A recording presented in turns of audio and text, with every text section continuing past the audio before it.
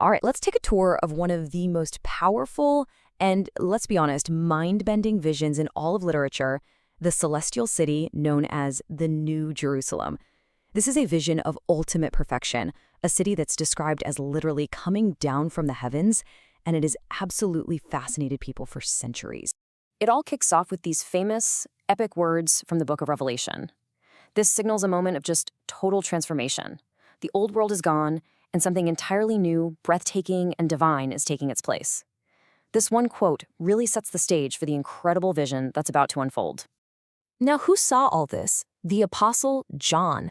And you've got to remember the setting here. He wasn't kicking back in a palace. He was a political exile stuck on the rugged, lonely island of Patmos. So it's from this place of real hardship that he gets this glimpse of ultimate hope and eternity. Okay, let's start our tour by looking at the city's design. As it comes down from heaven, what we see is a structure with a scale and a perfect geometry that's, well, it's impossible. It's unlike anything you could ever imagine on Earth. The text gives us this very specific number, 12,000 stadia. Now, a stadion was an old Greek unit of length, roughly 600 feet. But what does a city that's 12,000 stadia wide, long, and high actually look like? The scale is just staggering. So the city isn't just big, it's a perfect cube. That's 1,400 miles on every side. To put that into perspective for you, it would stretch way, way beyond our atmosphere, soaring higher than the orbit of the International Space Station. I mean, this is a scale that just completely breaks our earthly understanding of what a city is. It's pretty clear this wasn't designed by humans. And the materials it's made from, totally out of this world.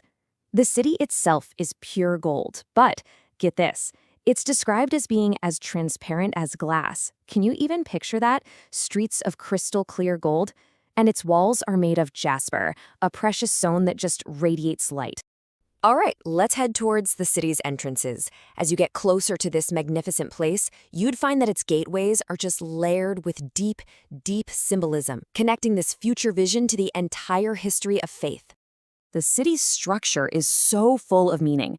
It has 12 gates, and each one is carved from a single enormous pearl. Those represent the 12 tribes of Israel, the historic people of God. And holding all that up are 12 foundations made of precious stones, which symbolize the 12 apostles. It's this incredible piece of architecture that visualizes the joining of the Old and New Testaments. And these foundations, the description is just dazzling. A whole list of gemstones like jasper, sapphire, emerald, you name it. In the ancient world, these stones were the ultimate symbols of value, beauty, and things that last forever. So to use them as the very foundation of the city, it's a powerful way of saying this new reality is built on something eternally precious and totally unshakable.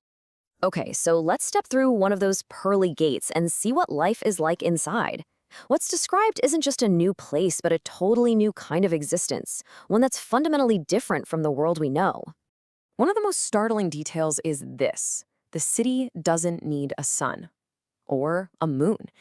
So you have to wonder, right? How could a city this massive exist in perpetual daylight without a star? What could possibly be its source of light? And the answer is as simple as it is profound. This city doesn't need a created light source because it is lit directly by the glory of God. The divine presence itself is the light, illuminating everything, not from the outside in, but from the inside out. This new reality is defined just as much by what's gone as by what is present.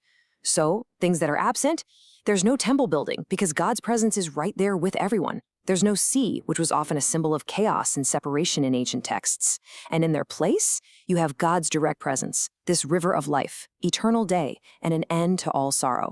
At the very heart of this new reality, you have the river of life. Its description as clear as crystal and flowing directly from the throne of God tells you everything. It's a source of life that is perfectly pure, unending, and comes straight from the divine. And lining this river is the tree of life, a powerful symbol that takes us all the way back to the Garden of Eden.